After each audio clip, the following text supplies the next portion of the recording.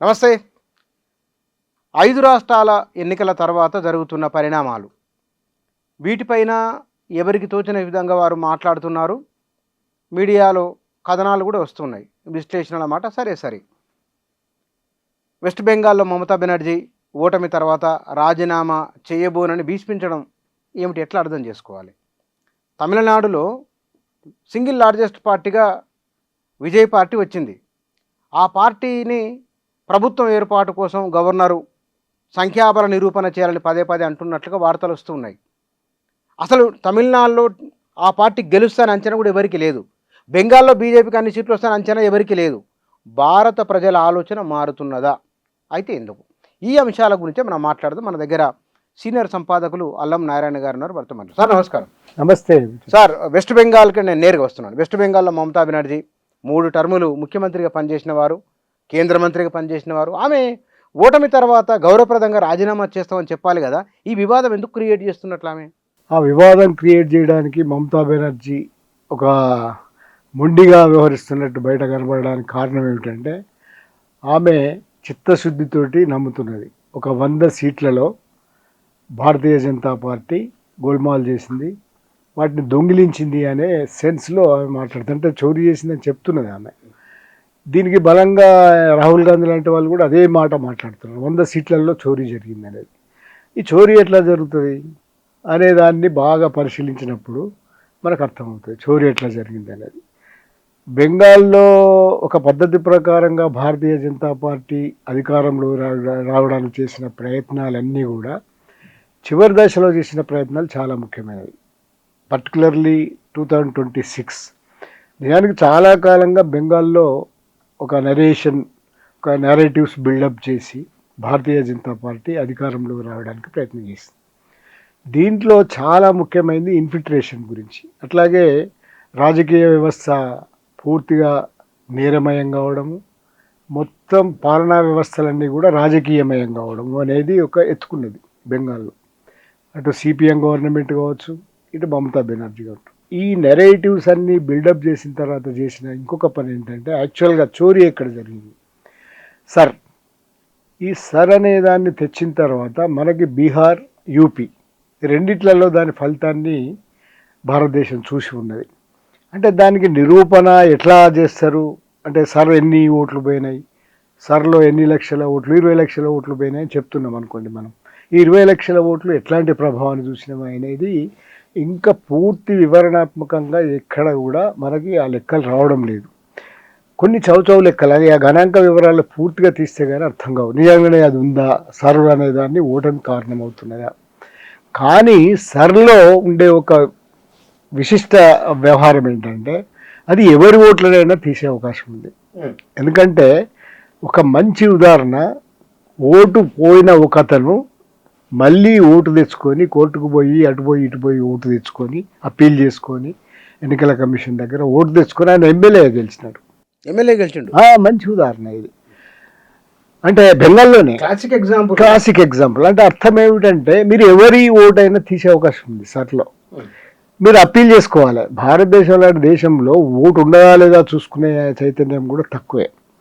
కానీ ఇట్లాంటివి అన్నీ జరిగినప్పుడు ఏం చేస్తారు? నిస్సాయంగా ఉంటాయి. ఎప్పుడు చేస్తున్నారు ఇవన్నీ? ఎన్నికల ముందు చేస్తున్నారు. బీహార్ కావచ్చు, యూపీ కావచ్చు, రేపు పొద్దుగాల తెలంగాణలో కూడా చేస్తూ అంటున్నారు. ఇవన్నీ జరుగుతాయి. ఈ జరిగినప్పుడు ఓట్ల ముందు చేస్తున్నప్పుడు వాటి ప్రాసెస్ ఉంటుంది కదా. నా ఓటు పోయింది, మళ్ళీ నా ఓటు లేదు, ఇట్లాంటివి ఉంటాయి కదా. ఎవరు పోతున్నారు ఈ ఓట్లలో? వాళ్ళు చెప్తున్నదంతా కూడా సరే, అది దానికి కూడా లెక్కల అది తీసుకోవాల్సి వస్తుంది. కానీ మైనారిటీలు ఓట్లు తీసేస్తున్నారనో, ఎవరైతే మమతా బెనర్జీ కావచ్చు, కమ్యూనిస్టులు కావచ్చు, ఎవరైతే ప్రతిపక్షంలో ఉన్నవాళ్ళో లేకపోతే అధికారంలో ఉన్న వాళ్ళ ఓట్లని వాళ్ళ ఓటు బ్యాంక్ అనుకున్న దాంట్లో ఎక్కువ పోతున్నాయి అనేది ఒక వాదన. సరే, విపక్షాలవి అనుకోవచ్చా? విపక్షాలవే ఓట్లు. ఇదైతే రెండో వైపు మనకి ఇంతకుముందు పాత ప్రాసెస్ ఒకటి ఉంది, ఈడీ దాడులు కూడా జరిగినాయి. అంటే ఎన్నికల ముందే జరుగుతాయి. ఎన్నికల కమిషన్ అనేది ఎట్లా బిహేవ్ చేస్తున్నారో మనం అర్థం చేసుకోవచ్చు. ఎన్నికల కమిషన్ అసలు ఎవరో ఆడిస్తున్నట్టుగా అన్న విమర్శల దాకా పోయింది. ఎన్నికల కమిషన్ మీద విమర్శలు చేయరు జనరల్గా, రాజ్యాంగ వ్యవస్థల మీద సాధారణంగా అనరు. కానీ ఎన్నికల కమిషన్ అనేది మామూలుగానే అయింది. ఎందుకంటే పోయినసారి రాహుల్ గాంధీ వ్యవహారంలో అఫిడవిట్ మీరు ఇవ్వండి అన్నప్పుడే అర్థమైంది ఎన్నికల కమిషన్ ఎట్లా బిహేవ్ చేస్తున్నారు అనేది. ఇట్లాంటివన్నీ ఉన్నాయి, అనేక దృష్టాంతాలు ఉన్నాయి ఎన్నికల కమిషన్. అందుకే ఈ బెంగాల్ ఎన్నికల గెలుపుని బీజేపీ, ఎన్నికల కమిషన్, ఈడీ, ఇతర వ్యవస్థలన్నీ కలిసి పోటీ చేసి గెలిచినాయని అంటున్నారు. అంటే ఇది కూడా ఒక విచిత్రమైన వ్యవహారమే. ఇంత దూరం పోయి ఆలోచిస్తున్నారు అంటే మనం అర్థం చేసుకోవాల్సింది ఏంటంటే, నిన్నటిదాకా ముఖ్యమంత్రిగా ఉన్న మమతా బెనర్జీ 100 సీట్లలో ప్రత్యేకంగా ఇది చోరీ అయ్యింది అని అంటున్నదంటే మనం ఇవన్నీ దీని వెనకాల ఉన్న ఈ కారణాలు, అట్లాగే ఇంకా ఇప్పటికి కూడా భారతదేశం మిగతా దేశాలలో బ్యాలెట్ పేపర్ కోసం పోతున్నారు కానీ, బ్యాలెట్ పద్ధతికి పోతున్నారు కానీ మనం ఇంకా మెషినరీ మీదనే ఉన్నాం. ఈవీఎంలో గోల్మాల్ కూడా జరిగింది అనేది కూడా ఆరోపణ. దీనికి ప్రధానంగా చర్చ జరుగుతలేదు కానీ ఆంధ్రప్రదేశ్ ఎన్నికలే మంచి ఉదాహరణ. ఈ ఆంధ్రప్రదేశ్ ఎన్నికల్లో చివరి 5 తర్వాత జరిగిన పోలింగ్ శాతాలు, అంతకుముందు జరిగిన పోలింగ్ శాతాలు అవి చూసినప్పుడు చాలా తేడా వచ్చింది. తర్వాత ఈ మధ్యలో వచ్చిన కొత్త టెండెన్సీ ఏంటంటే, ఎన్నికల పర్సంటేజెస్ అనేది ఎన్నికల కమిషన్ ఒక పర్సంటేజ్ చెప్తుంది, ఆల్ ఆఫ్ సడన్ 10% పెరుగుతుంటుంది. అది చాలా ఆశ్చర్యంగా ఉంటుంది. అంతకుముందు అంత తేడా ఉండేది కాదు. ఎన్నికల కమిషన్ లెక్కలు కొంత తేడాతో, జనరల్గా మొత్తం లెక్కలు రావు కాబట్టి పొద్దున్నే మనం పేపర్లో చదివే వరకు తేడా వచ్చేది, కానీ ఇప్పుడు చాలా తేడా వస్తున్నది. రెండో అంశం ఏంటంటే, బెంగాల్ లాంటి ప్రాంతంలో, భారతదేశంలో పర్టికులర్లీ బెంగాల్ అంటే తెలుసు మనకి, అంతేమీ కేరళలాగా 75-80% అక్షరాస్యత ఉన్న దేశం కూడా రాష్ట్రం కూడా కాదు. కానీ 92% ఓటింగ్. What it means? భారతదేశంలో 92% ఓటింగ్ ఏంది, ఎట్లా సాధ్యము? దీని మీద చాలామంది మాట్లాడడం లేదు కానీ 92% ఎట్లా సాధ్యమవుతుంది భారతదేశంలో? ఎక్కడన్నా అయిందా ఇది వరకు? చరిత్ర లేదు. అంటే 92% ఎందుకు సాధ్యమైంది? ఎక్కడ కాదు. సరే, వాళ్ళు మరీ వెల్ ఎడ్యుకేటెడ్, తక్కువ జనాభా కొన్ని దేశాలలో ఓటింగ్ కంపల్సరీ అనేది ఒకటి, మ్యాండేటరీ అనేది ఒకటి ఉంటుంది. అట్లాంటి దేశాలలో అవుతాయి, ఇక మ్యాండేటరీ అది, నువ్వు తప్పించుకోలేవు ఓటు వేయకుండా. మన దేశంలో ఎవడు పట్టించుకుంటాడు? Who care? అట్లాంటి దేశంలో, అది కూడా బెంగాల్లో 92% ఎట్లా సాధ్యం? ఈ 92% వచ్చినప్పుడే అందరికీ కొంత ఏదో తేడా వస్తున్నది అనేది అర్థమైంది. ఈ వ్యవస్థల తోడ్పాటు అది అర్థమైంది అందరికీ. ఓపెన్ ఈడీ దాడులు జరుగుతాయి ఎన్నికలలో, అధికార పార్టీలో ఉంటే వాళ్ళ మీద దాడులు జరుగుతాయి, అది ఓపెన్. ఎన్నికల కమిషన్ ప్రత్యేకంగా ఈ మధ్యలో ప్రవర్తిస్తున్న తీరు మీద వస్తున్నాయి. సరే, ఇవన్నీ ఒక ఎత్తు అయితే, బెంగాల్లో అనుకోని సాధించినారు. ఈ సాధించిన దాని ఫలితాన్ని మనం మాట్లాడుకోవచ్చు. ఏమైంది బెంగాల్ వచ్చినాక? ఏమైందో ఇవాళ మాట్లాడినాడు ఎవరు? అమిత్ షా. ఏమన్నారు అమిత్ షా ఏమన్నాడంటే, భారతదేశంలోనే మనం భారతీయ జనతా పార్టీని విస్తరించినాం, సంబరపడొద్దు, అది కాదు ఇష్యూ అన్నాడు ఆయన. అంటే భారతదేశంలో భారతీయ జనతా పార్టీ విస్తరించింది, మొత్తం అయిపోయింది. ఏమంటే మనం గంగోత్రి నుంచి గంగాసాగర్ దాకా వచ్చేసింది, అది 21 స్టేట్స్లో వచ్చింది. ఇట్ మీన్స్ భారతదేశాన్ని మొత్తం భారతీయ జనతా పార్టీ వచ్చింది. లెక్క చూస్తే మొత్తం కాషాయమే ఉంది. ఓకే, అది కూడా కాదు ఇష్యూ అంటున్నాడు ఆయన. ఈ 2 ఇష్యూస్ కాదు, భారతీయ జనతా పార్టీ విస్తరణ, మొత్తము 21 స్టేట్లో రావడము, అట్లాగే ఇతర విషయాలు మాట్లాడుకుంటే ఆయన ఒక్కటే అన్నాడు, ఇది అంతరంగిక భద్రతకు సంబంధించిన గెలుపు అన్నాడు ఆయన. వాళ్ళ నేరేటివ్ ఏంటి? బంగ్లాదేశ్ మొత్తం వచ్చేస్తున్నారని కదా, మొత్తము చొరబాటుదారులని ఏరేయడం అనేది బెంగాల్ విజయం అని అన్నాడు ఆయన. రేపు పొద్దున మనము భారతదేశానికి అంతరంగిక భద్రతకి ఒక ముప్పుగా ఉన్న రాష్ట్రంలో మనం గెలిచిన ఆ గెలుపు చాలా ముఖ్యమైనది. ఇట్ మీన్స్ వాళ్ళు అంతకుముందు బిల్డప్ చేసిన నారేటివ్ కొనసాగింపు. ఏం నారేటివ్ బిల్డప్ చేసిన వాళ్ళు?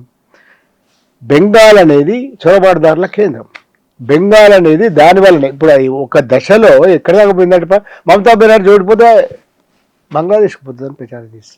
ఇట్ మీన్స్ ముఖ్యమైనది ఏంటంటే, ముస్లింలు బంగ్లాదేశ్ నుంచి వచ్చిన వాళ్ళు బెంగాల్ నిండా ఉన్నారు, ఇక్కడ నేరమయ రాజకీయాలు వీటన్నిటిని ఉపయోగించుకున్నారు, మన విజయం అది అని అన్నాడు. ఎవరు? అమిత్ షా.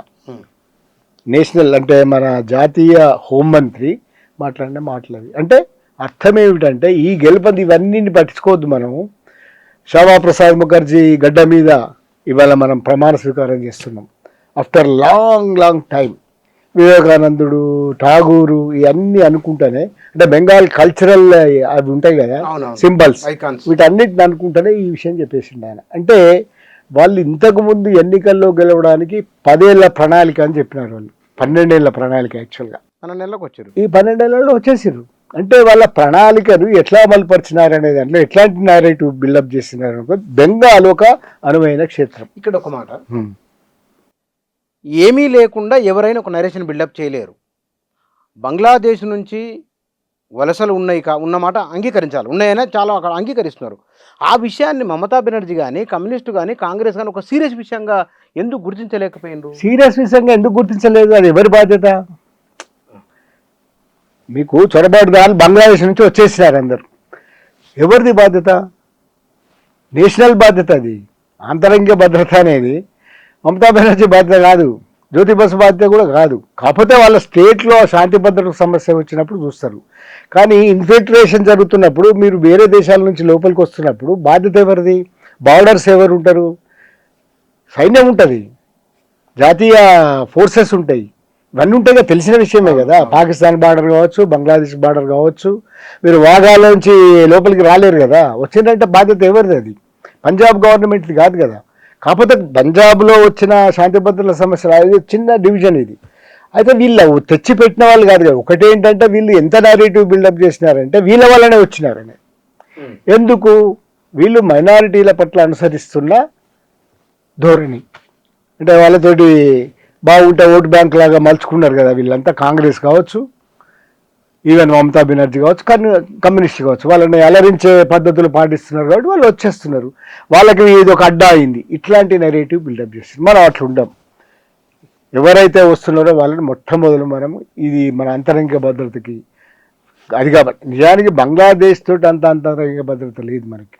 అంటే మన సమస్యల్లో పాకిస్తాన్ తోటి అంటారు, ISI అంటారు, కానీ వీళ్ళతో లేదు కదా. కానీ అక్కడ నేరేటివ్ బిల్డప్ చేయడం వల్ల ఏమైంది? హిందుత్వ ఓటుని ఖాయం చేసుకోవాలి. అంటే ఇక్కడ మమతా బెనర్జీ వ్యవహార శైలి ఇవాళ మీడియాలో జరుగుతున్న చర్చ, ఆమె అట్లా ఏమి జరిగిందో ఏమిటి అనే అంశం ఒకటైతే కనుక, రెండోది ఆమె వ్యవహార శైలి అది సరైనది కాదని ఎక్కువ మంది.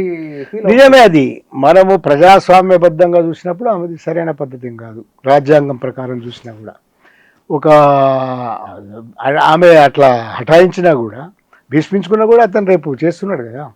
చాలా పద్ధతులు ఉన్నాయి కదా.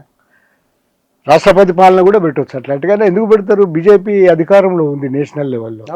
శాసనసభను అది చేసి రద్దు చేసి కొత్త అంటే ఈజీగా సింపుల్. కానీ ఆమె దేశం దృష్టికి దీన్ని తీసుకురావాలని ఆమె ఉద్దేశం. మొండికేషన్ హఠాయించినట్టుగా ఎందుకు చేసిందంటే, అవును 100 చోరీ జరిగిందని చెప్పగలగాలి కదా. అందుకోసం అట్లాంటి పద్ధతి. కానీ అదేమీ నిలబడదు ప్రజాస్వామ్య పద్ధతిలో. అది సబమైంది కూడా కాదు. ఒకసారి అది ఏమన్నా కావచ్చు, రాజకీయాలు ఎట్లాంటివన్నా కావచ్చు, కానీ ఒకసారి నువ్వు ఓడిపోయిన తర్వాత పద్ధతుల ప్రకారం, రాజ్యాంగం ప్రకారం నువ్వు రాజీనామా చేయవలసిందే. నువ్వు ఏమన్నా కారణాలు చెప్పు. ఇక అది అన్నీ వేరు. చోరీ జరిగింది, అన్యాయం జరిగిందంటే అది వేరే, దానికి వేరే పద్ధతులు ఉన్నాయి. సుప్రీంకోర్టుకు పో, ఎన్నికల కమిషన్ దగ్గరికి పో, ఎన్నికల కమిషన్ కూడా పనిచేయలేదనుకో సుప్రీంకోర్టుకు పో. ఇవన్నీ పద్ధతులు ఉన్నాయి. కాబట్టి ఈ పద్ధతులకు మినహాయించి రాజ్యాంగం ప్రకారంగా కావచ్చు, ఇతరేతర పద్ధతుల ప్రకారంగా కావచ్చు, ఇతరేతర ఇదివరకు పాటించిన పద్ధతులు ఉంటాయి కదా, వాటి అన్నిటి ప్రకారంగా కావచ్చు, ఆమె ఎంత భీష్మించి కూర్చున్నా కూడా గవర్నమెంట్ ఏర్పడుతుంది. ఆమె భీష్మించి కూర్చున్నా అక్కడ ఆగిపోతుంది. అంతే సార్. మనం ఎంత నరేషన్ బిల్డప్ చేసినా సరే ఒక వాస్తవం లేకుండా అంటే బెంగాల్ ప్రజలకు ఒక అనుభవం ఉన్నది కదా. ఈ 76 ఏళ్ల ప్రజాస్వామ్యంలో ఒక అనుభవం వాళ్ళకు ఉన్నది కదా. ప్రజల మనోభావాలు ఏమిటో కమ్యూనిస్టు కానీ, కాంగ్రెస్ కానీ, తృణమూల్ కాంగ్రెస్ కానీ బహుశా గుర్తించడంలో వైఫల్యం చెందింది అని అంటే కనుక మీరు అంగీకరిస్తారా? వారి భావోద్వేగాలను, క్షేత్రస్థాయి పరిస్థితులను విపక్షం లేకు ప్రజల మనోభావాలు, భావోద్వేగాలు గుర్తించినారు కనుకనే జ్యోతి బసు 3 దశాబ్దాలు, ఈమె 15 years అయిందా. రెండవది ఏంటంటే బెంగాల్ అనేది ఒక ఎలిట్ సొసైటీ అని అంటారు. తెలుసు కదా మనకి. బెంగాల్ ఏది చెప్తే అది అనుసరిస్తుంది భారతదేశం అనేది ఒకటి ఉన్నది కదా, ఒక నరేషన్ ఉన్నది, నరేషన్ మొదటి నుంచి ఉంది, విచ్ ఈజ్ ఫ్యాక్ట్. ఎందుకంటే అది అంతా కొంత ఆ గడ్డ అట్లాంటిది, అన్ని మూవ్మెంట్స్కి పురిటి గడ్డ, అది ఆలోచన ధారలకి పురిటి గడ్డ, నోబెల్ లారెట్స్ ఉన్న గడ్డ, ఇట్లాంటివి అన్నీ ఉన్నాయి. దానికి ఒక రవీంద్రనాథ్ ఠాగూర్ నుంచి మొదలు కూడా చాలా ఒక కల్చరల్లీ కూడా బెంగాలీ కల్చర్ అంటారు, అంటే ఒక జాతికి ఉండదగిన లక్షణాలన్నీ ఉన్నాయి దానికి. ఇట్లాంటి బెంగాల్లో ప్రజల మనోభావాలు కాకపోతే ఏమైంది అని అంటే యాక్చువల్గా ప్రజల మనోభావాలు మారుతున్నాయి, ఇది గమనిస్తలేరు. ఈ ప్రజల మనోభావాలు మారడం అంటే ఏమిటి? ఉదాహరణకి కమ్యూనిస్టు పరిపాలన వచ్చింది, కమ్యూనిస్ట్ పరిపాలనలో కానీ మమతా బెనర్జీ పరిపాలనలో కానీ బీజేపీని తెచ్చింది ఎవరు అసలు? మమతా బెనర్జీ తెచ్చిపెట్టుకున్నది, అయిపోయింది. జస్ట్ బలి భస్మాసుర కమలం. ఎట్లా? ఎప్పుడైతే కమ్యూనిస్టులకు వ్యతిరేకంగా ఆమె బీజేపీతోటి అంటగాగిందో, బీజేపీ వచ్చేసింది, ఒక అడ్డ పెట్టింది, క్రమక్రమంగా పార్లమెంట్ సీట్లు సంపాదించింది, ఒక ప్రణాళికబద్ధంగా వచ్చేసి వాళ్ళ అధికారంలోకి వచ్చింది, ఆమె తెచ్చిపెట్టుకున్న బీజేపీ. అట్లే మొత్తం కూడా బెంగాల్లో కమ్యూనిస్టులతో సహా వ్యవస్థల్ని చాలా జాగ్రత్తగా నిర్మించుకున్నారు. మీరు ఓటింగ్ సిస్టమ్ కావచ్చు, తర్వాత గ్రామ పాలన నుంచి మొదలుకుంటే రాష్ట్ర విధాన పాలన దాకా కావచ్చు, నిజంగానే పొలిటిసైజ్డ్ పాలన బెంగాల్ అనేది. అది మనకు అర్థమైంది. ఈ కమ్యూనిస్టులు దానికి మినహాయింపు ఏం కాదు. గూండారాజు అని అంటారు. ఉదాహరణకి కమ్యూనిస్టులు కూడా గూండారాజు చేసిరని అంటారు. అది ఎంతవరకు అనేది కాదు. దాని తర్వాత నక్సల్బరీ ఉద్యోగం ఎట్లా అయిందో వాళ్ళందరినీ మళ్ళీ తరిమి కొట్టినారు, అదొక లొల్లి, నందిగ్రామ్ వీటన్ని తర్వాత. దాంట్లో ఒకటేంటంటే అక్కడ ఎప్పుడైనా ఒక నరేటివ్ ఉంటుంది. బెంగాల్ రాజకీయాలలో ఏమవుతుందంటే వ్యవస్థలన్నింటినీ పొలిటిసైజ్ చేస్తారన్నది, పాలిటిక్స్ని నేరమయం చేస్తారనేది. పాలిటిక్స్ నేరమయం అంటే ఇప్పుడు మీరు ఉదాహరణకి ఎన్నికలు అయిపోయిన తర్వాత తృణమూల్ కాంగ్రెస్ నిన్నటిదాకా అధికారంలో ఉన్నది, ఓడిపోయిన తర్వాత వెంటనే ఏం చేసినారు, మీద పడేసి కూల్చిపారేసినారు. నందిగ్రామం ఇట్లాంటి మూవ్మెంట్ జరిగినప్పుడు, మావోయిస్ట్ మూవ్మెంట్ జరిగినప్పుడు కూడా వాళ్ళు సిపిఎం మొత్తం ఇళ్ళని కూలగొట్టారు, తెలుసు కదా మీకు అది. అంటే ఒక సువేందు పిఎన్ చంపేసినారు. అంటే బెంగాల్లో ఈ రాజకీయ వ్యవస్థల్ని నేరమయం చేసినారనేది ఒక నెరేటివ్ ఉంది. అది ఎవరూ మినహాయింపు కాదనేది ఒక వాదన.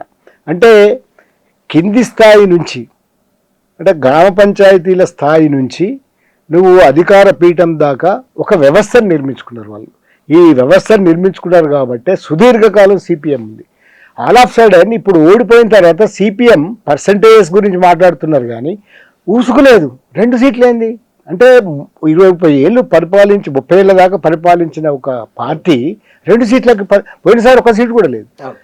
మేము బెంగాల్లో పుస్తక ప్రదర్శనకు పోయినాం, ఇంటర్నేషనల్ ఒకటి బుక్ ఎగ్జిబిషన్ జరుగుతుంది.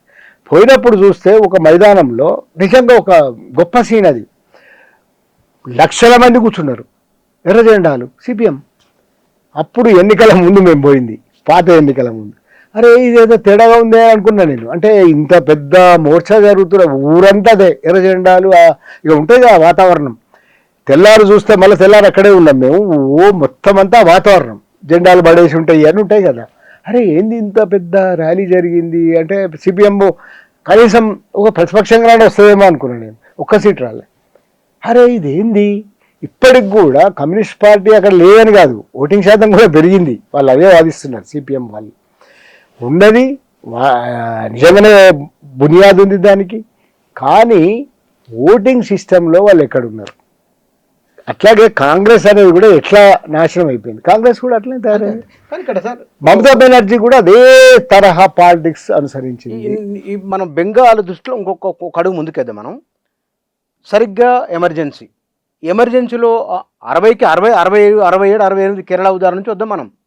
భారత రాజ్యాంగము భారత ప్రభుత్వము తీసుకున్నప్పుడు కాంగ్రెస్ పార్టీ 70ల్లో 60ల్లో 70ల్లో వివరించిన తీరు, ఇవాళ బీజేపీ వివరిస్తున్న తీరు, అవి సరిపోలుతున్నాయి అక్కడ కొందరు అంటున్నారు. మనం అనుకోవచ్చు, అట్లా బ్రహ్మాండంగా అనుకోవచ్చు.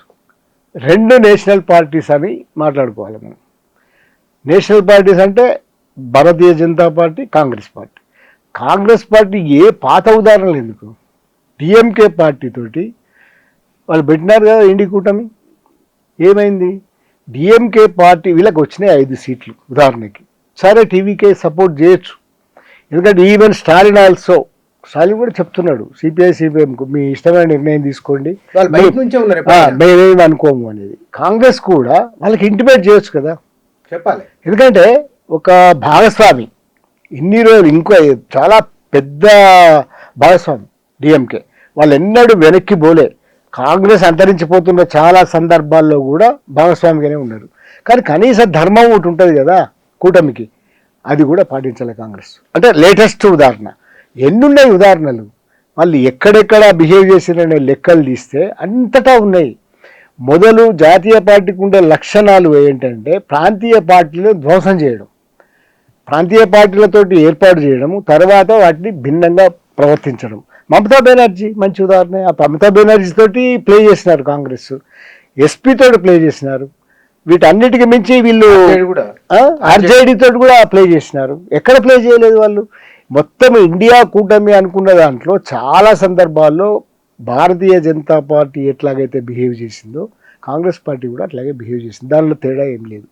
రెండో వైపు భారతీయ జనతా పార్టీ ఇంగిత పకడ్బందీగా చేసింది దాన్ని. అంటే ఒక వాళ్ళు ఏమో ప్లాన్ లేకుండా చేసినారు, నెక్స్ట్ అధికారంలోకి వచ్చినట్టు అది కూడా కాలే చాలా చోట్ల. ఇప్పుడు తమిళనాడులో వస్తారా ఏమి వీళ్ళు, వీళ్ళ ప్లాన్ వేరు. వీళ్ళు ప్రాంతీయ పార్టీలని దోస్తు చేసిందంటే ఒక 5-6 ఏళ్లలో మార్పులు తథ్యము అని అర్థం.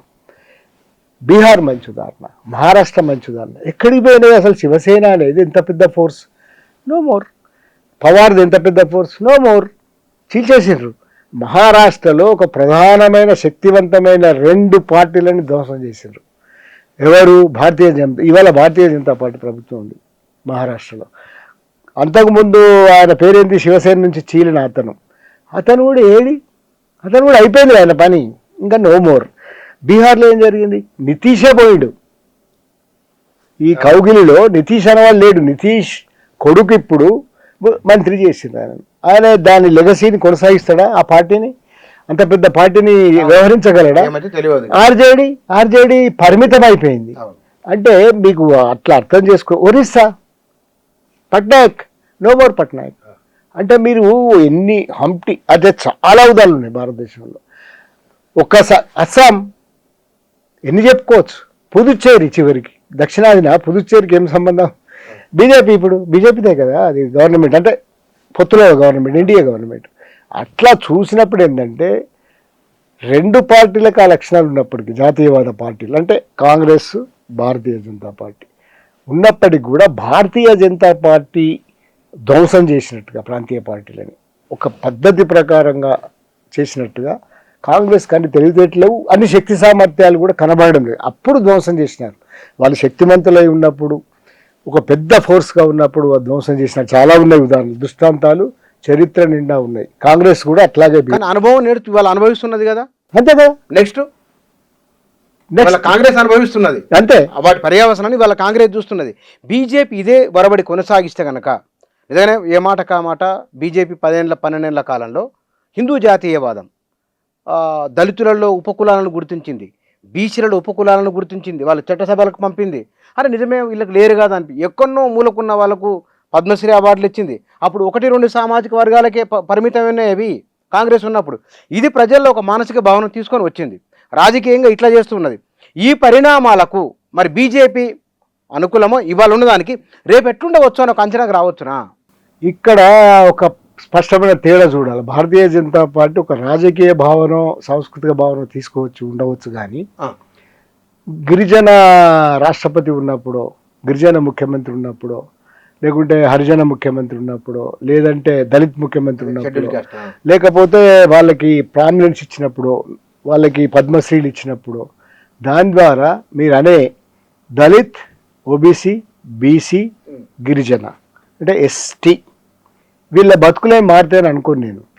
కారణం ఏమిటంటే వాళ్ళు అట్లాంటి సింబల్స్ని, నమూనాలను చూపించేసి. కానీ భారతీయ జనతా పార్టీ మూలాల్లో కానీ, భారతీయ జనతా పార్టీ ఇంకొక రకంగా అర్థం చేసుకుంటే ఈడబ్ల్యూఎస్ రిజర్వేషన్లు కానీ, రిజర్వేషన్లు దెబ్బతీసిన అంశం అది ఈడబ్ల్యూఎస్. కానీ ఈడబ్ల్యూఎస్ అనేది రిజర్వేషన్ దెబ్బతీసిన అంశం. అంటే భారతదేశం భారతీయ జనతా పార్టీ మౌలిక దాంట్లోనే ఈ సెక్షన్స్ లేవు. కానీ ఈ సెక్షన్స్ని అట్రాక్ట్ చేసింది నిజము, ఈ సెక్షన్ని అడ్రస్ చేసింది నిజము. గిరిజనులు అడ్రస్ చేసినారు. మీరు అన్నట్టుగానే ఒక సింబాలిక్గా లేకుంటే ఒక సింబల్స్ని సృష్టించగలిగినారు, నమూనాలను సృష్టించగలిగినారు. మేము ఛాంపియన్స్, స్వయాన ప్రధానమంత్రి ఛాంపియన్ ఈజ్ బీసీ, మున్సిపల్ కార్మికుల కాలుగా అన్నీ చేసినారు. అది సింబాలిక్గా ఉన్నదేమో కానీ స్వభావంలోనే ఆ స్వభావం భారతీయ జనతా పార్టీకి లేదు. ఎందుకు అని అంటే మళ్ళీ మనం అదానుల దగ్గరికి, అంబానీల దగ్గరికి పోవాలి, వాళ్ళ స్ట్రక్చర్లోకి పోవాలి, వాళ్ళు ఎవరిని చేస్తున్నారో పోవాలి. ఇవన్నీ చాలా పెద్ద కథ. అంత పెద్ద కథకి మనం పోవాల్సిన అవసరం లేకుండానే భారతీయ జనతా పార్టీ దాంతో కూడా మైలేజ్ సంపాదించుకొని ఒక నేరేటివ్ బిల్డప్ చేయగలిగింది. ఇవాళ దేశంలో అధికారంలో సింపుల్. 21 రాష్ట్రాలు అంటే చిన్న విషయం ఏం కాదు. ఒకప్పటి కాంగ్రెస్ 2014 ఇప్పటికి 26 చాలా తేడా. ఒకప్పటి కాంగ్రెస్ 5-6 రాష్ట్రాలు మినహా మొత్తం బీజేపీ ఉంది. ఇక తమిళనాడు రాజకీయాలకు వద్దాం. తమిళనాడు రాజకీయాలలో గవర్నరు దానికి సంబంధించిన వార్తలు వస్తున్నాయి కదా. నిజంగానే గవర్నరు చుట్టూ ఈ 10 ఏళ్ల కాలంలోని ఎందుకు గవర్నరు మన తెలంగాణ చూసినాం, కేసీఆర్ తమిళసై ఉన్నప్పుడు ఏం జరిగింది అనేది. మనం తమిళనాడులో స్టాలిన్ ఆకుండా గవర్నర్కు, కేరళ గవర్నర్కు పినరాయి విజయన్ గందరగోళం, మమతా బెనర్జీకి అక్కడ గవర్నర్కు, ఢిల్లీలో లెఫ్టినెంట్ గవర్నరు అరవింద్ కేజ్రీవాల్. ఏమిటి ఇదంతా? గవర్నర్లు ఎవరిని నియమిస్తున్నారు? పొలిటికల్ అపాయింట్మెంట్స్ అయిపోయారు గవర్నర్లు. మనకు తెలుసు కదా, మన నాయకులు ఇప్పుడు త్రిపురలో అక్కడ ఉన్నారు కదా. ఇంద్రసేనారెడ్డి గారు గవర్నర్గా ఉన్నారు, దత్తాత్రేయ గారు మళ్ళీ గవర్నర్గా చేసినారు. ఇట్ మీన్స్ అంటే గవర్నర్ల వ్యవస్థ కూడా పొలిటికల్ నియామకాల వ్యవస్థ అయింది. అంతకుముందు కూడా ఉంది ఇది, అదే సంప్రదాయం, అందరు కూడా అదే సంప్రదాయాన్ని వీళ్ళు కొనసాగించారు, కాంగ్రెస్ సంప్రదాయం. ఇట్ మీన్స్ ఏమవుతుంది, గవర్నర్ల వ్యవస్థ అనేది మనం దాన్ని అనచూడలేదు కానీ ఆడించే వ్యవస్థలాగా తయారైంది ఒకటి. రెండోది ఏంటంటే నేకెడ్నెస్ వచ్చింది. ముఖ్యంగా బెంగాల్లో గాంధీ ఉండే ఒకప్పుడు, దాని తర్వాత వచ్చిన బెంగాల్లో చాలా ఇబ్బంది పెట్టినారు. మనం ఇవన్నీ అనుకుంటున్నాం కానీ గవర్నర్ పూర్తి స్టేట్ లాగా బిహేవ్ చేసినాడు ఆయన. మమతను వీళ్ళందరినీ చాలా ఇబ్బంది. అంటే ఇప్పటి వ్యవహారం ఏంటంటే దీన్ని ఒక రకంగా ఎట్లా 5-6 రకాల పద్ధతులు ఉన్నాయి. నీకు మెజారిటీ పార్టీని పిలవడం, లేదా శాసనసభలో ప్రూవ్ చేసుకోవడం, లేదా కొంత టైం ఇవ్వడం. తర్వాత ఎప్పుడైతే ఈ ఫిరాయింపులు అనేది పెరుగుతున్న క్రమం కనుక 24 గంటలు ఇవ్వడం, 48 గంటలు ఇవ్వడం. సుప్రీంకోర్టు తీర్పులలో 5-6 రకాలు ఉన్నాయి. అయితే ఒకటి మాత్రం వాస్తవం, మనం టీవీ చర్చలలో అయ్యోటి ఆయనకు దానికి వచ్చితే కూడా మీరు పిలువరా అంటేనో, లేకపోతే ఆయనకు చాలా పలుకుబడి ఉంది ఎందుకు పిలువరా అంటేనో రాదు. రాజ్యాంగం ఉంది, దీనికి సుప్రీంకోర్టు తీర్పులు ఉన్నాయి. ఈ ప్రీవియస్ సుప్రీంకోర్టు తీర్పులు బొంబాయి వర్సెస్ యూనియన్ గవర్నమెంట్ చాలా ముఖ్యమైనది. ఆయన ఫ్లోర్లో నిరూపణ వద్దు అని అన్నాడు. కానీ అదే సమయంలో బొంబాయి కేసులో అదే సమయంలో ఏమన్నాడంటే అట్లాంటి గవర్నర్ ఏకపక్ష నిర్ణయం తీసుకోవద్దన్నాడు. ఇట్ మీన్స్ గవర్నర్ ఆయనకు అధికారం ఉన్నప్పటికీ కూడా నిర్ణయించాల్సిందైతే, ఎప్పుడైతే నువ్వు పార్టీ వచ్చి నాకు ఈ బలం ఉంది, ఈ బలాన్ని ఎట్లా చూపించాలి, నువ్వు ఫిజికల్గా చూపించడం ఒకటైతే, ఫిజికల్ అది కూడా ఉంటుంది కదా. నువ్వు రాజ్భవన్కి 118 మందిని పట్టుకపోయి లెక్కించవచ్చు, లేదా పత్రాలు తీసుకుపోయి అన్ని పార్టీలే ఇవ్వచ్చు. విజయ్తో సమస్య ఎక్కడ వచ్చిందంటే 116 మాత్రమే ఇచ్చినాడు ఆయన. ఈ కొత్తగా ఆయన ఏం పార్టీ అది, వీసీకే పార్టీ ఇయ్యలే లెటర్. ఎందుకు? ఆయన ఉప ముఖ్యమంత్రి అడగడము, ఆయన తిరుమల వాళ్ళని ఆయన ఇక్కడికి వచ్చినా నేను చూసాను. ఆయన అంబేద్కర్ 100% అంబేద్కర్, చాలా మంచి అది అతను పోటీ చేయడానికి ఈయన విడిచిపెట్టిన సీట్ని ఏమని అడగడం, తర్వాత ఉప ముఖ్యమంత్రి, ఇట్లాంటివన్నీ ఉన్నాయి. ఇవి చెక్ చేసుకోవాల్సి ఉండే. అనుభవాలు ఏమి కనబడుతున్నది విజయ్. అందుకే ఇప్పుడు ఖర్గే జోకే చేసుకుంటే ఏదో వార్తలు వస్తున్నాయి కానీ వాట్ ఈజ్ ఫ్యాక్ట్ అనేది తెలియదు. అంటే గవర్నర్ల వ్యవస్థలో ఇన్ని ఉన్నాయి, అది ఆడిస్తుంది అనేది ఒకటైతే, రాజ్యాంగం ప్రకారం కూడా మనం ఆలోచించాలి కదా. మన ఉద్యోగాల ప్రకారం రాదు కదా గవర్నమెంట్. దానికి ఫుల్ఫిల్ చేసిన తర్వాత అడగవచ్చు. ఫుల్ఫిల్ చేసినప్పుడు కూడా మోసాలు చేసిన కేసులు ఉన్నాయి. అదే భారతీయ జనతా పార్టీ ప్రభుత్వం కనుక యడ్యూరప్పకి అలా సడన్ ఫ్లోర్ అని చెప్పేసినాడు అక్కడ గవర్నర్. అంటే మలచడానికి వీలుగా ఉన్నాయి. సుప్రీంకోర్టు తీర్పులు కూడా అట్లా. కానీ సుప్రీంకోర్టు వెంటనే ఏం చేసింది, 24 hours అని చెప్పింది. నువ్వు ప్రూవ్ చేసుకున్నది 24 అవర్స్లో చేసుకో అంటే అది వీలు కాదు కదా, ఒక్కొక్క ఓడిపోయింది అది. అంటే ఎంత పూజ చేసినా గవర్నర్ యడ్యూరప్ప ముఖ్యమంత్రి కాలే. అంటే రకరకాల తీర్పులు ఉన్నాయి. నిజానికి తీర్పులు కూడా ఒక రకంగా లేదు. కాకపోతే గవర్నర్ అనే దానికి ఒక శాంక్టిటీ ఏంటంటే ఆయన నిర్ణయించాల్సిందే, ఆయన కన్విన్స్ కావాల్సిందే. ఈ కన్విన్స్ కావడానికి నువ్వు చేయాల్సిన పని ఏంటంటే విజయ్ 118 అక్కడ పెట్టి, అంటే ఐదర్ పార్టీలు రాసిన లేఖలో లేదా ఫిజికల్ పరేడో అది చేస్తే నువ్వు అనడానికి చాలా ఛాన్స్ ఉంది. ఇప్పుడు సుప్రీంకోర్టుకు పోతున్నారు, అది కాదు అసలు. సుప్రీంకోర్టుకు పోతే ఏదో ఒకటి వస్తుంది, వేరే విషయం ఏదో వస్తుందో తెలియదు మనకు. ఇంకో తీర్పు వస్తుంది. 5 రకాల తీర్పులు 6 రకాల తీర్పులు ఉన్నాయి. మహారాష్ట్రలో జరిగినప్పుడు ఉంది, మహారాష్ట్రలో రీసెంట్గా జరిగినప్పుడు కూడా ఉంది కదా, అది అనుకూలంగా చేసుకున్నారు.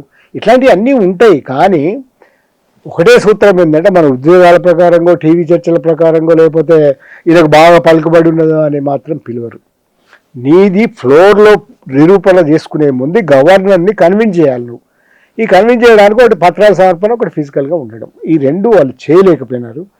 తర్వాత తమిళనాడులో పాలిటిక్స్ చూస్తున్నాం కదా, రోజుకొక మార్పు. ఇప్పుడు అన్నా డిఎంకే పొత్తని ఇవన్నీ ఉన్నాయి కదా. కానీ ఒక్క పరిణామం ఏంటంటే అసలు ఎట్లా వచ్చింది గవర్నమెంట్ అని కూడా మనం మాట్లాడుకుంటే మంచి పరిణామం.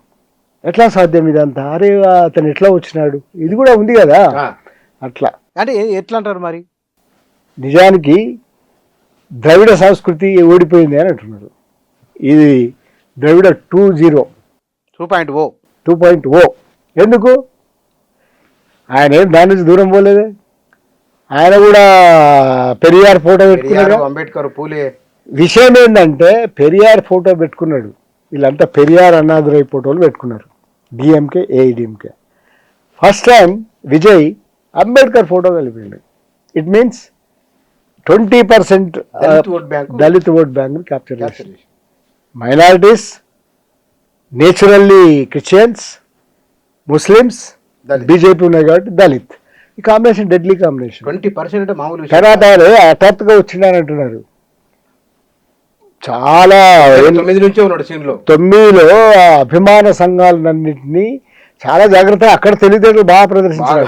మొత్తం అభిమాన సంఘాలన్నింటినీ సేవకు ఉపయోగించినాడు. జల్లికట్టు వివాదంలో కూడా ఆయన అప్పుడు జోక్యం చేసుకొని అది చేసినాడు. తర్వాత స్టూడెంట్స్ని పిలిచి అది చేయడం, రకరకాలు ఉంటాయి కదా. ఈ సేవ చేయడం అని అంటాం కదా, దానికి వచ్చినాడు. తర్వాత ప్రణాళికలో తమిళనాడులో ఎప్పుడైనా కూడా తమిళ సినిమా అంటాం కదా, అట్లనే ఉంటాయి వాళ్ళ హామీలన్నీ కూడా గమ్మతుంటాయి. ఒక కంప్యూటర్ ఇస్తా అంటారు, లేకపోతే సైకిల్ ఇచ్చేస్తా అంటారు, అన్నం పెడతా అంటారు, తిండి పెడతా అంటారు, ఇట్లాంటివి ఉంటాయి కదా. దాంట్లో ఆయన పరాకాష్ఠకు పోయినాడు. మన దగ్గర ఉన్న తులం బంగారంలో ఒక 2 గ్రాములు తక్కువ చేసి 8 గ్రాముల బంగారం అన్నాడు. పింఛన్ మన దగ్గర ఉంది 2500, అక్కడ 1000 ఉంది. కొంచెం అటు చేసిండు అంతే. సింపుల్ చేసిన తర్వాత అట్రాక్షన్ విపరీతంగా ఉంటుంది, అది పట్టుకున్నాడు. రెండో వైపు ఆయన వేధించిందనే ఒక సెన్స్ తేగలిగినారు. జననాయకన్ సినిమా రిలీజ్ అది జననాయకన్ ఒకటే కాదు, తొక్కిసలాట కూడా ఆయన బాగా తొక్కేసింది అనేది ఒకటి వచ్చింది కదా, సానుభూతి బాగా. రెండైనా ఇప్పుడు కూడా విజయ్ని ఎందుకు పిలుస్తారన్న సానుభూతి ఉంది, మరింత పెరిగింది. దీంతో పాటుగా ఇక్కడ మనం చెప్పుకోవాల్సినవి ప్రధాన అంశం ఒకటి ఉంది. ఆయన సోషల్ మీడియాను ఉపయోగించుకున్నారు. సోషల్ మీడియాలో ఎవరిని? గిగ్ వర్కర్స్ అంటున్నాం కదా మనం, డ్రైవర్లు, గిగ్ వర్కర్స్, సామాన్య జనం. ఆయన ముగ్గురిని గెలిపించిండు. ఒక డ్రైవర్ కొడుకుని, ఆయన డ్రైవర్ కొడుకుని గెలిపించుకున్నాడు, ఆటో డ్రైవర్ను గెలిపించుకున్నాడు, ఒక గిగ్ వర్కర్ని గెలిపించుకున్నాడు. అంటే పైసలు ఖర్చు పెట్టకుండా సోషల్ మీడియా క్యాంపెయిన్స్ అనే దాన్ని పవర్ఫుల్గా చేసింది ఆయనే. ఆఫ్లైన్ ప్రచారాలకు పోయి మైక్ పుచ్చుకొని అని మాట్లాడలే. వీళ్ళేమో పాత పద్ధతుల్లో ఆఫ్లైన్లోనే స్పీచ్లు ఇచ్చుకుంటూ తిరిగినారు. ఇతను కొన్నే చేసినాడు అట్లాంటి, మిగతా అంతా సోషల్ మీడియాలో కాన్సన్ట్రేట్ చేసినారు. దీన్ని కీలకంగా పరిగణిస్తే తప్ప అర్థం కాదు. సోషల్ మీడియాలో చేసిన పని ఆయనను గెలిపించింది అనేది కూడా ఒక కారణం. రెండో వైపు ఏంటంటే ఆయన ఎవరిని అడ్రస్ చేసినారో వాళ్ళంతా కూడా, మళ్ళీ ఉదాహరణకి యూత్ ఉంది, యూత్ని అడ్రస్ చేసిన సినిమా యాక్టర్గా నేచురల్లీ జననాయకన్ ఆయన. యూత్ ఏం ఆలోచిస్తున్నది, మనం అది పట్టించుకుంటలేము. కొత్తదనంతో పాటుగా ఇమ్మీడియట్ పరిష్కారాలు కావాలి యూత్కి, సోషల్ మీడియా పరిష్కారాలు కావాలి. ఎందో చెప్తున్నారు వీళ్ళు, అవన్నీ అర్థమవుతలేవు యూత్కి. నువ్వు ఏమిస్తావు, ఏం తీసుకుంటావు? ఓటుని 5000కు దిగజార్చిండ్రు కదా, 2000కు దిగజార్చిండ్రు కదా. ఓటు అనేది ఇలా అమ్మకం సరుకు అయిపోయింది కదా, దిగజార్చినారు దాన్ని. ఈ దిగజార్చిన క్రమంలో కూడా క్యా దేరే క్యా లేరే, కానీ ఇతను డబ్బులు పంచలేదట. అది ఇతని గెలుపులో అది ముఖ్యమైనది. యూత్ ఏమనుకున్నారంటే ఈయన చెప్తున్న విషయాలను నమ్మారు, అమ్మకాలు కొనుగోలు లేవు కానీ విషయాలను నమ్మారు. అరే ఇతను ఇమ్మీడియట్గా చెప్తున్నాడు, ఇమ్మీడియట్ పరిష్కారాలు కావాలి యూత్కి. యూత్ అట్రాక్ట్ చేసిండు, స్త్రీలను అట్రాక్ట్ చేసిండు. బంగారం ఇంత ఇస్తాడు, ఏదో తులమో గిలమో ఇస్తాడు కదా. 2500 ముసలిని అట్రాక్ట్ చేసిండు, ఉంగరము బంగారం. ఇట్లాంటివి అన్నీ కూడా అతనికి ఫెచ్చింగ్ అయింది. అంతకుముందు స్ట్రక్చర్ ఉంది లేదంటున్నారు. ఇలా కొత్తగా పాలిటిక్స్లో ఎన్టీ రామారావు అట్లాంటిది లేకుండే. ఎన్టీ రామారావు కొత్తగా వచ్చాడు నిజానికి చూస్తే.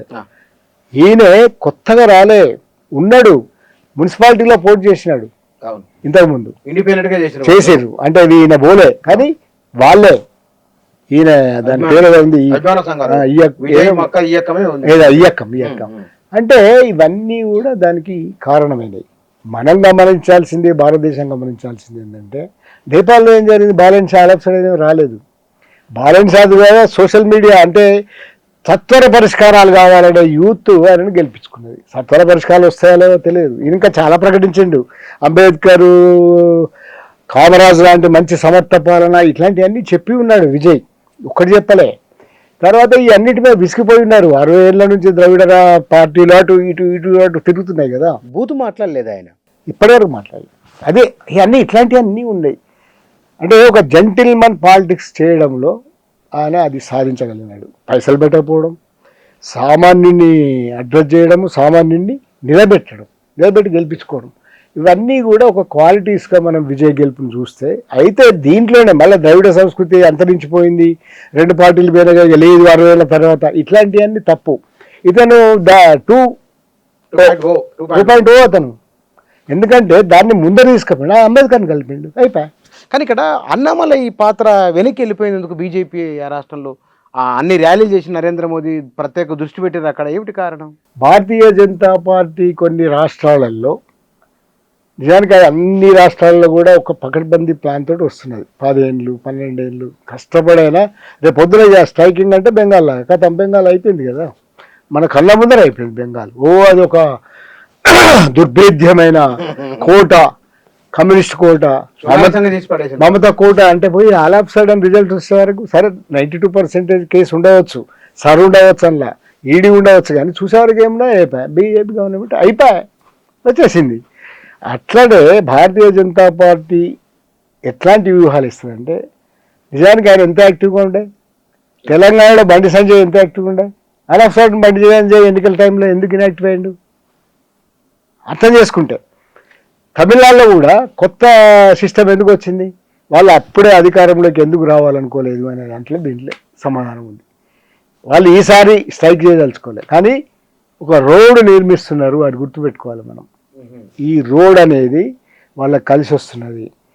ఈ బాట అంటాం కదా, ఆర్ఎస్ఎస్ని పర్టికులర్లీ లేదా మొత్తం సంఘ్ పరివార్ని ఏ ఎన్నికల్లో అయితే మనం కొట్టదలుచుకున్నామో అక్కడ దించుతున్నారు. బీహార్లో పనిచేసిన సంఘ్ పరివార్, వాళ్ళు సంఘ్ పరివార్ అంటే మళ్ళీ ఐచ్ఛికంగా పనిచేస్తారు, వాలంటరీ పని కదా అది. వాళ్ళు కూడా కమ్యూనిస్ట్ లాంటి కరడుగట్టిన క్యాడర్ కదా, కమ్యూనిస్టులకు ఉంటారు, వీళ్ళకు ఉంటారు, వేరే వాళ్ళకు ఉండరు. వాళ్ళని బెంగాల్లో దించినారు. రేపు పొద్దున తెలంగాణని మనం పట్టుకుందాము, మనకి ఇక్కడ ఏరియా క్లియర్ ఉంది, ఒక గ్యాప్ ఉంది, దీన్ని మనం బిల్డ్ చేయడం ఎట్లా, అంతకుముందు గవర్నమెంట్లను కూలగొట్టడం అనేది చూసినాక భారతీయ జనతా పార్టీ అది కొంచెం అనాగరికంగా ఉంది.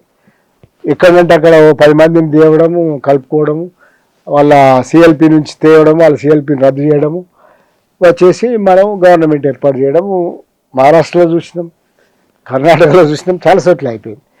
అది కాకుండా పర్మనెంట్గా ఒక స్ట్రక్చర్ని పెట్టుకోవడం అంటేనే ఎందుకు పడగొట్టాల్సిన అవసరం, బెంగాల్లో వచ్చేసారు కదా, కళ్ళ ముందట అయిపోయింది కదా. రేపు పొద్దున తెలంగాణ అనుకో, తెలంగాణలో మన స్కోప్ ఎక్కడుంది, మొత్తం అదే టీం దిగుతుంది, అయిపోయాయి. మీరు తట్టుకోలేరు, ఎందుకంటే అట్లాంటి వాతావరణము వచ్చేసి. భారతదేశంలో ఇప్పుడున్న వాతావరణం ఏంటంటే వాళ్ళ ఏరియా ఇది, భారతదేశము భారతీయ జనతా పార్టీ ఏరియా అయిపోయింది. ఎందుకు? ప్రతిపక్షాలు లేవు. ఇక్కడ మనం చర్చించాల్సింది ఏంటంటే ఎన్నికల పరిణామం ఏంటి, చివరగా ఏమనుకుంటున్నాం మనం, ఈ ఎన్నికలు ఏదో సరే బెంగాల్లో గెలిచిండ్రు, విపక్షం లేకుండా ఎన్నాళ్ళు ఉంటారు సార్. ఇష్యూ ఏంటంటే బెంగాల్ పరిణామం కావచ్చు, ఈవెన్ కేరళ పరిణామం ఒక సూచన చేస్తున్నది. కమ్యూనిస్ట్ పార్టీలకి మొట్టమొదటిసారి ఒక్క గవర్నమెంట్ కూడా లేదు, ఫస్ట్ టైం ఇన్ హిస్టరీ. అంటే 70-70 ఏదో ఒక గవర్నమెంట్ ఉంది, అది ఉండే. సరే అది ఎట్లా పనిచేస్తున్నది, ఏమైంది, అది వేరే చర్చ. కానీ ఫస్ట్ టైం కేరళ పరిణామము అంతకుముందు జరిగినప్పుడు కూడా అట్లాంటి మార్పులు ఉండేది. ఇటు కాంగ్రెస్ ఇటు సిపిఎం. 10 ఏళ్ళు సిపిఎం ఉండడం కూడా అప్పుడు వింతనే, మారాల్సి ఉండే, మారలేదు. 10 ఏళ్ళు లేదు. కానీ 10 ఏళ్ళ తర్వాత మళ్ళీ పాత కథ. కానీ ఈసారి పాత కథలో వీళ్ళకి త్రిపుర కూడా లేదు, వీళ్ళకి బెంగాల్ పోయింది, కేరళం పోయింది, ఇంకెక్కడుంది, అయిపోయింది. ఇది ఒక పరిణామం. అంటే నేషనల్ లెవెల్లో ఈ 5 రాష్ట్రాల ఎన్నికల తర్వాత జరిగిన పరిణామం. రెండో పరిణామం బెంగాల్లో వచ్చేసినారు. ఇది కాకుండా మనం మాట్లాడుకోవాల్సింది అలాగా ద్రవిడ రాజకీయాలలో విపరీతమైన పెను మార్పులు. మాట్లాడుకోవాల్సింది ఏంటంటే అమిత్ షా ఒక 12-15 సంవత్సరాల క్రితం ముక్త్ కాంగ్రెస్ అన్నాడు. అమిత్ షా భారతీయ జనతా పార్టీ అన్నాడు. అమిత్ షా నోటి నుంచే వస్తాయి చాలా విషయాలు, మోడీ ప్రకటిస్తారు. ముక్త్ కాంగ్రెస్ అంటే అర్థమైంది, కాంగ్రెస్ నుంచి భారతదేశాన్ని విముక్తి చేయడం. ముక్త్ కాంగ్రెస్ కాదు, ముక్త్. ప్రతిపక్షాన్ని ఏమంటారు హిందీలో? సరే ఏదో ముక్త్ అపోజిషన్. ఇప్పుడు జరిగింది ముక్త్ అపోజిషన్ ఆపరేషన్. ముక్త్ కాంగ్రెస్ కాదు, ఆపరేషన్. అంటే నువ్వు చూస్తే ఎన్ని రాష్ట్రాలంటే ఒరిస్సా, మహారాష్ట్ర, బీహార్, అంటే మీకు స్కోప్ లేకుండా పోయింది. బెంగాల్ అనేది కీలకంగా చెప్పుకోవాలి మనం. అంటే ఏవైతే ప్రాంతీయ ఎస్పీ, అదేంది ఉత్తరప్రదేశ్ కూడా పర్మనెంట్ అయిపోయింది, అది అన్ని కూడా పోయినాయి. అంటే ఇన్ని పార్టీలు ఇండి కూటమిలో ఉన్న అనేక, నితీష్ పోయినాడు. అంటే ఇట్లాంటివన్నీ లెక్క కట్టుకున్నప్పుడు మనం 5-6 రాష్ట్రాలు లేదా 7-8 రాష్ట్రాలు ఉండే. మీకు అందుకోసమే భారతదేశ చిత్రపటాలు ఇప్పుడు వేస్తున్నారుగా పత్రికలలో, కాషాయం లేకుండా మధ్యలో డాట్స్ ఉండేది. ఇప్పుడు ఒక 2-3 డాట్సే ఉన్నాయి. తెలంగాణ ఇట్లాంటి ప్రాంతాలు, హిమాచల్ ప్రదేశ్, కేరళం, 3 ప్రాంతాలు, ఇంకొకటి 2 ఎక్కడో ఉన్నట్టున్నాయి. అంటే అర్థం ఏమిటంటే క్రమక్రమంగా ప్రతిపక్షం అనేది లేకుండా చేస్తుంది. ముక్త్ కాంగ్రెస్ కాదు, ఇది ముక్త్ ప్రతిపక్షమే లేదు. ఇక ప్రతిపక్షం లేకుండా చాలా పరిణామాలు ఉంటాయి. మీరు అన్నట్టుగా ప్రతిపక్షం లేకుండా ఎన్నాళ్ళు, అది ఎట్లా సాధ్యము? అంటే అదర్ వాయిస్, ఎన్నికల వ్యవస్థలోనే అదర్ వాయిస్ అనేది ఉంటుంది, ఇమిడి ఉంటుంది. మీకు 12 ఓట్లు వస్తే మీరు గెలుస్తారు, 11 ఓట్లు వచ్చిన వాళ్ళు ఓడిపోతారు. 11 ఓట్ల వాళ్ళు జనసమూహం ఉంటుంది కదా, మీకు 36 లక్షలు వస్తే మీరు అధికారంలోకి వస్తారు, 35 లక్షలు వచ్చిన వాళ్ళకు అధికారం రాదు. సింపుల్. భారతదేశం ప్రజాస్వామ్య లక్షణం అది, మన ఓటింగ్ సిస్టమ్ లక్షణం అది, మన ఎన్నికల వ్యవస్థ లక్షణం అది. మీకంటే మెరుగైన ఓట్లు వస్తే మీరు గెలిచిపోతారు. ఇది జరుగుతున్నప్పుడు ప్రతిపక్షం అనేది కూడా ప్రజా సమూహము లేదా ఓటర్లను లెక్క పెట్టినప్పుడు విపరీతమైన ప్రతిపక్షం ఒకటి ఉంటుంది. మీకు వచ్చిన పర్సెంటేజ్ 40 ఉంటుంది, 60% బయట జనమే కానీ నీకు ఓటేసిన వాళ్ళు కాదు కదా. అట్లాంటప్పుడు ఈ ప్రతిపక్షం అనేది అధికారంలో ఎక్కడ ఉండదు, సిస్టంలో ఎక్కడ ఉండదు, వ్యవస్థలో ఎక్కడ ఉండదు, పాలనా వ్యవస్థ మీ చేతుల్లో ఉండదు. అంటే 60% ఆఫ్ పీపుల్ రిప్రజెంటేషన్ ఉండదు. ఇట్ మీన్స్ 60% ఆఫ్ పీపుల్ ఆకాంక్షలు కానీ, కోరికలు కానీ, వాళ్ళ డిమాండ్లు కానీ, లేదా వాళ్ళు ఆశిస్తున్న ప్రభుత్వాలు కానీ, వాళ్ళు ఆశిస్తున్న వ్యవహారాలు కానీ ఉండవు. అంటే అర్థం ఏమిటంటే డెనీడ్. ఇది ఎప్పుడైనా కూడా మార్పుకి మళ్ళీ సంకేతంగా మనం భావించాలి. అంతర్గతంగానే ఇప్పుడు 2 అంటగా బైనరీ అంటాం, 2 విరుద్ధాంశాలు ఇవి. ప్రతిపక్షం ఉండకుండా సాధ్యం కాదు, ఎందుకంటే ప్రతిపక్షం అనేది ఒక 60% ఉంటుంది అక్కడ.